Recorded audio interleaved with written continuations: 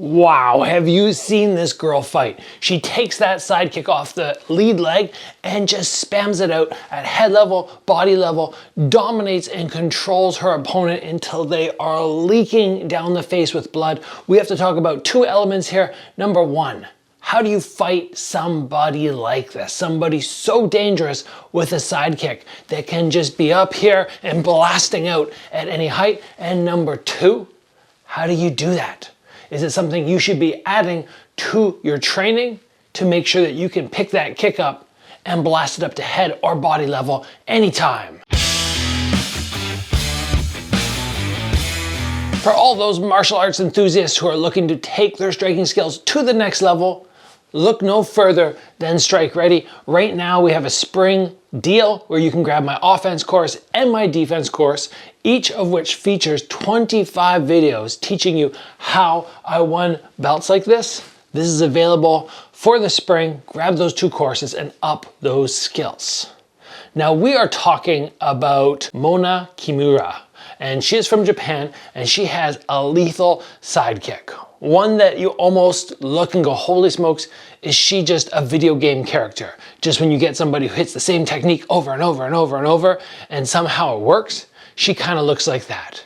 And actually the shorts that I'm wearing right now from X Martial, they kind of have all the sounds that I would imagine. It's like boom, wham, bop, all those sounds. It kind of looks like that when she fights because it doesn't even look like what she does should be possible. Like that should be movie stuff. So first of all, I want to talk with you about why she's so dangerous with this. Because many people, if somebody came up to me and was like this or like this, I'd be like, oh, that's easy. Easy to deal with it.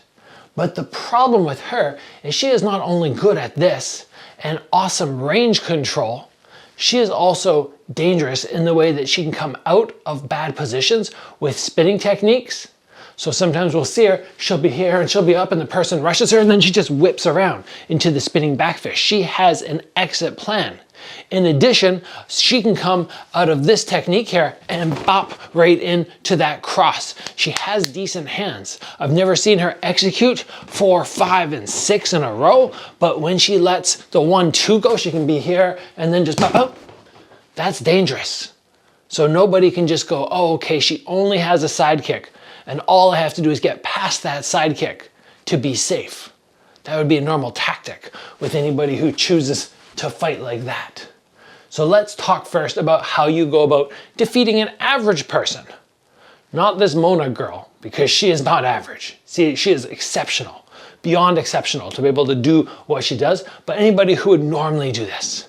How would you go about beating her? And then I'll give a couple tips on how to beat her. And then we're going to talk about how you do this yourself. So as soon as somebody takes a stance like this, they are so compromised to any techniques that are coming rounded on either side. It is very difficult to be defensive. This way or this way.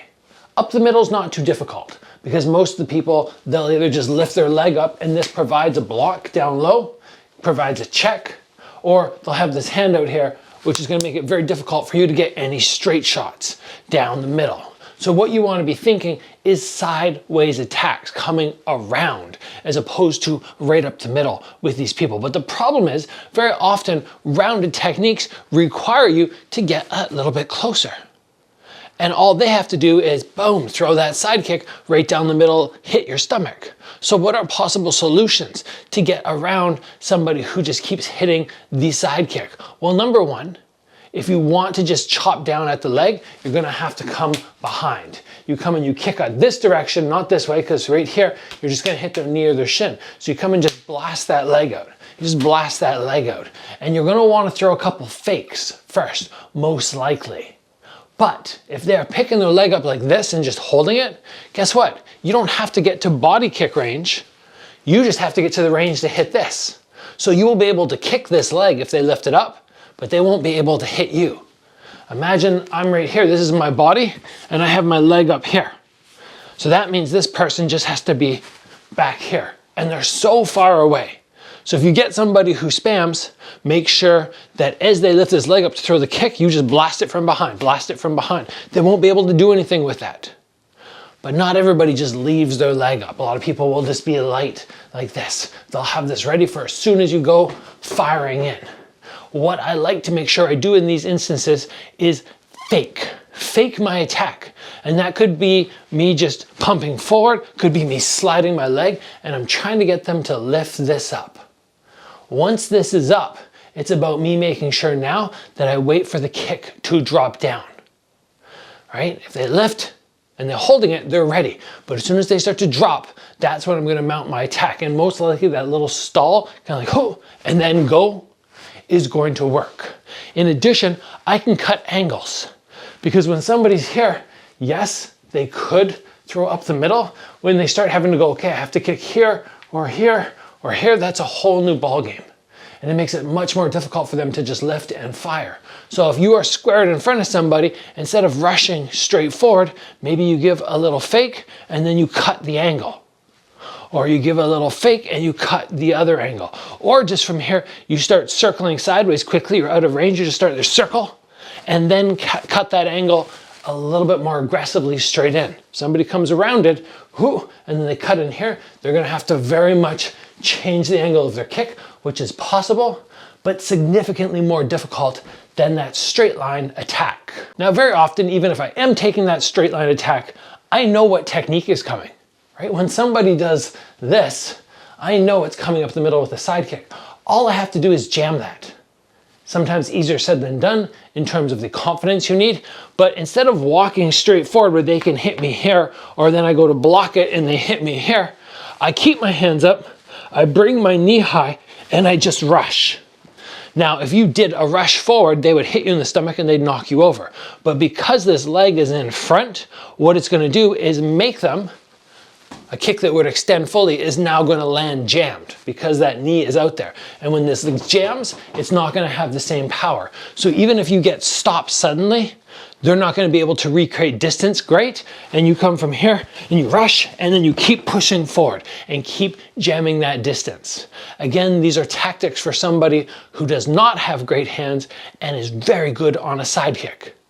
If they're good on the inside, now we have a whole new problem to deal with. But right now, just that side kick. Now for somebody like Mona, because she loves fighting at this range and her shots are all very long, the obvious solution is not to fight at that range and to try and get close. Of course, tactically, you can just use everything I said about closing the distance, but we want to make sure that we are jamming tight, because even if you forget about this, she still has good hands, which she can launch in.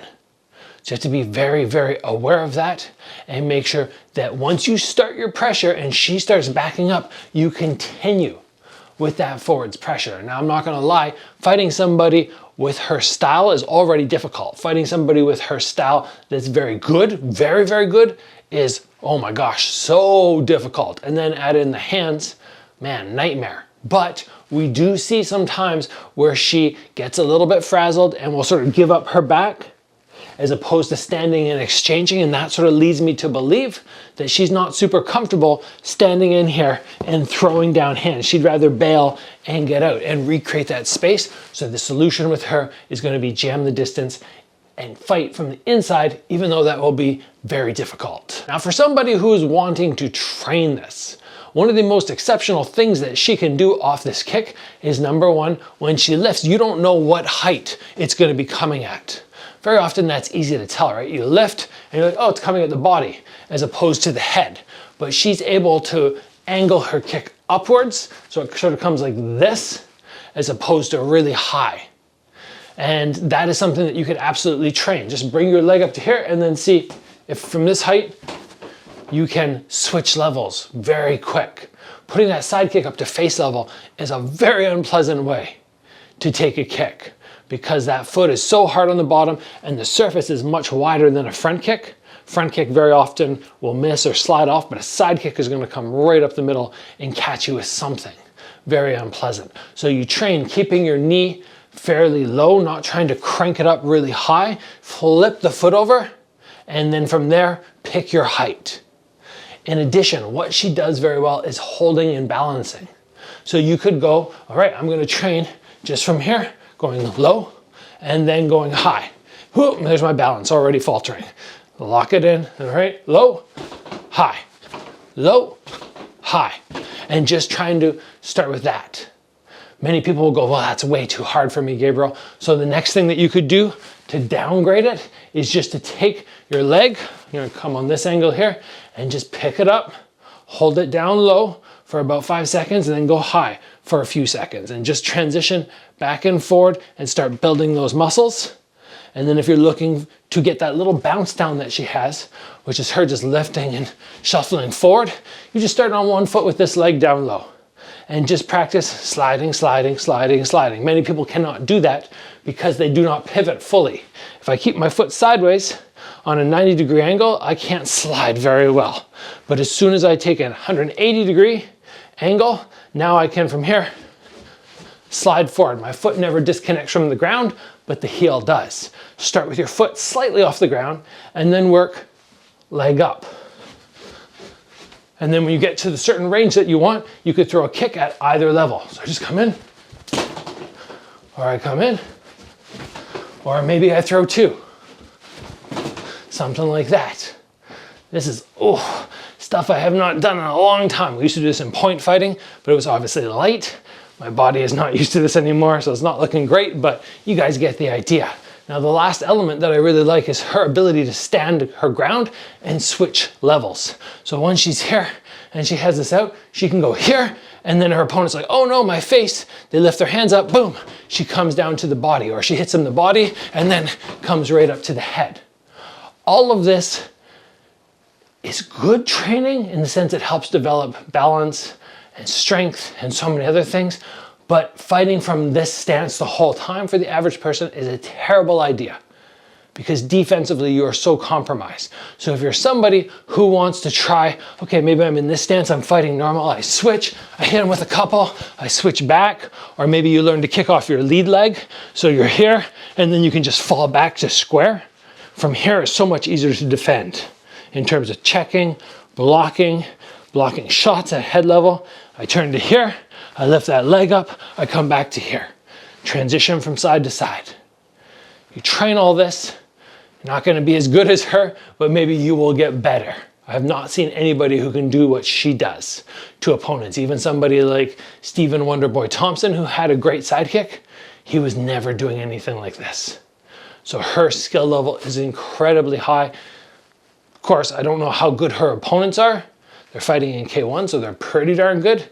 But are they, the top 10 in the world? Who knows? Will somebody eventually beat her with that style? I would say it's very possible. As soon as somebody can break through and use those tactics, which I mentioned earlier, I think somebody will beat her. This style has a cap, I think, on how long it works against people until you get the high skill people who can break through that. Easier said than done, but I do believe this has a shelf life on it. Anyway, guys, I appreciate you being on the channel today. Hope you liked the video. If you did, please give it a like, and I will see you back here very soon.